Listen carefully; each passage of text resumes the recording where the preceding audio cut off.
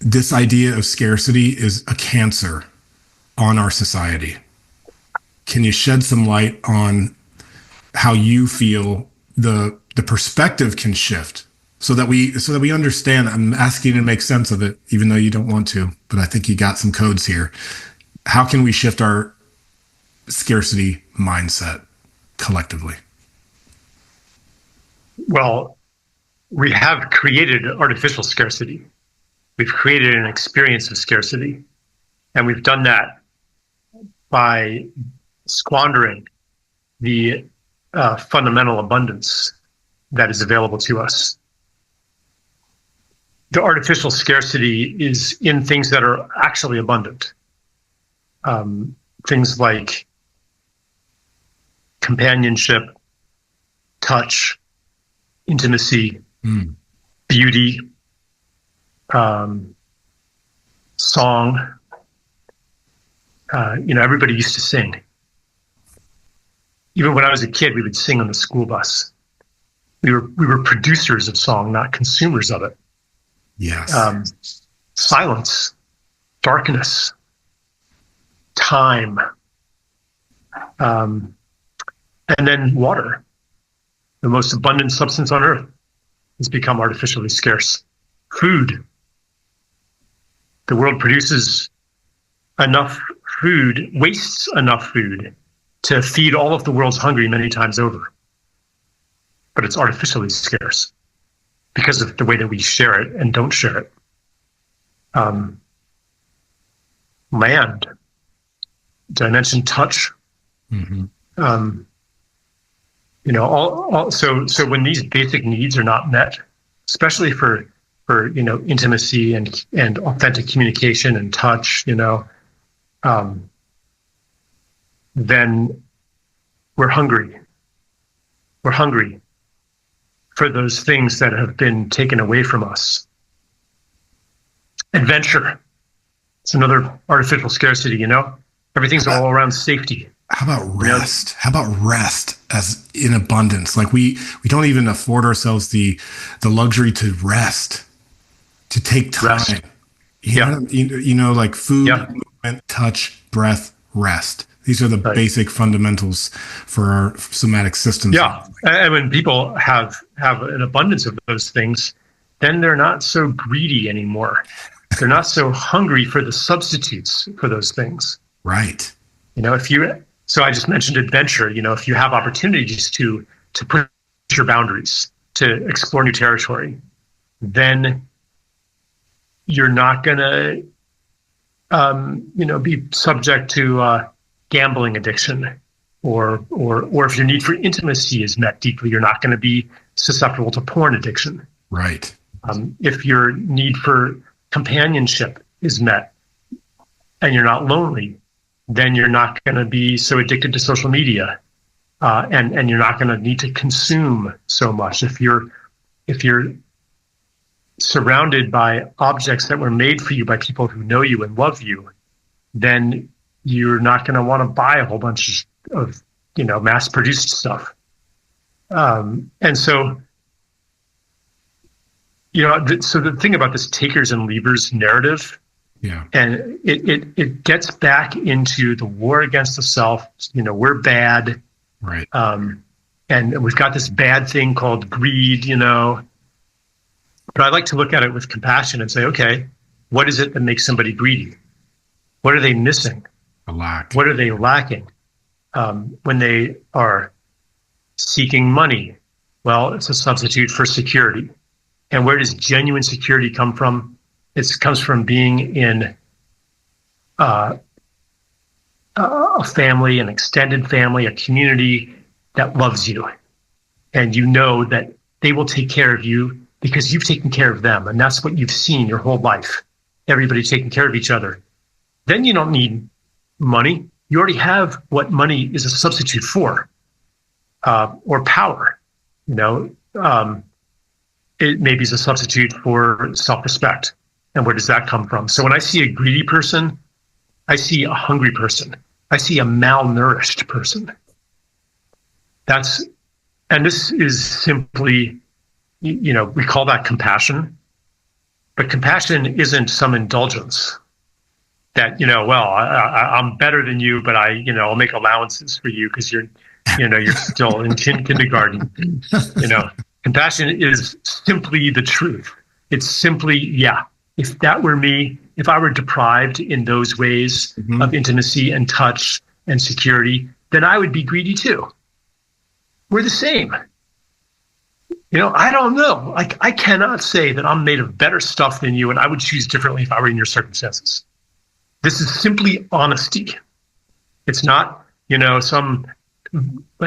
something that you can pursue, like humility, and compassion. This is simply the result of seeing with clear eyes the way of the world. And that's why it all starts, and that's what I call sanity. You've been calling it honesty. That's where it all begins. And in the work that you do with Sacred Sons that I've witnessed and experienced, like you put down the veils of judgment, the distortions, and you really see a brother for how he is. And love is born almost unstoppably. It's so natural. It's our natural state of being. Yeah. It truly is when we remove those layers of judgment and we enter into an agreement of acceptance. And in the men's work, we call them agreements because that's the mechanism for how to get into that state of let's call it oneness or togetherness or brotherhood. And I have to say, for all of the good work that we do and that I witnessed and that you experienced, there's also a shadow side of brotherhood, and it's called betrayal.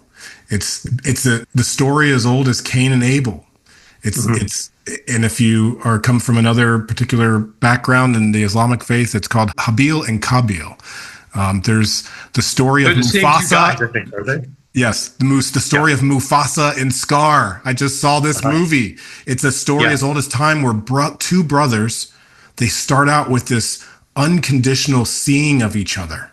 Like, you fucking see me and I see you and I got you because of that. But then something happens and one betrays the other. And that is the part that I'm now faced with. How, and it's not for me to figure it out, but it's to actually feel the betrayal, feel the pain, the loss of a brother. Yeah. This is something that, this is now I just want to pass that ball to you.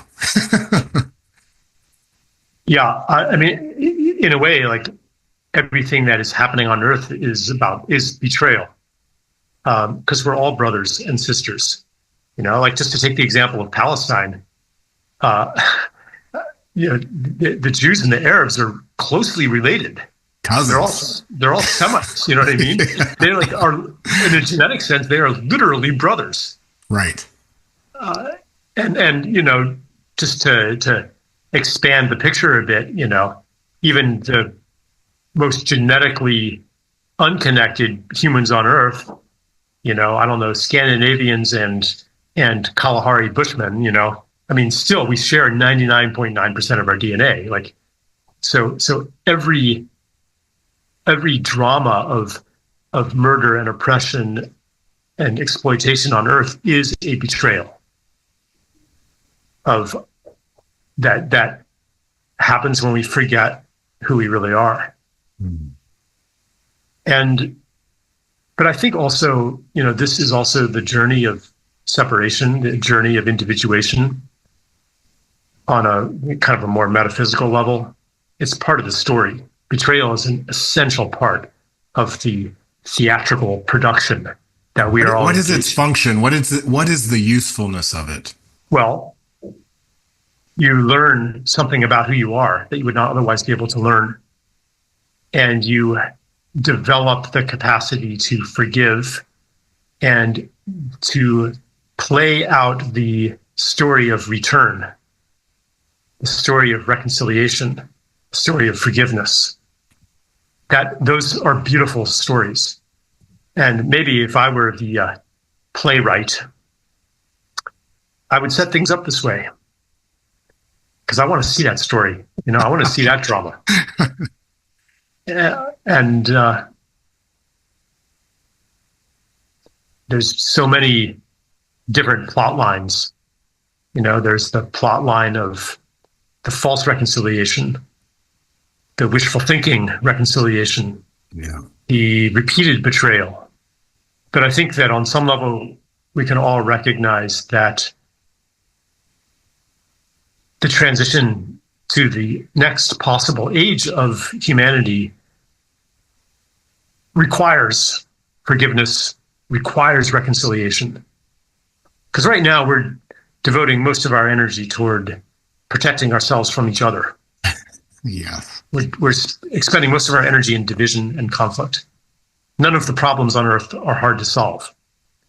They're all, but the solutions are also remotely, like they're just unrealistic now because we are not cooperating to solve them. If we devoted, what's the world spend on military budgets every year? $4 trillion or something? Yeah, of which they can't account for like $1 trillion of it. But what if all of that money, which represents tremendous scientific effort, represents the energies of the most dynamic, brightest young men, the most brilliant scientists, and the idealism that gets channeled towards military service? What if all of that was devoted toward, ecological healing, right, or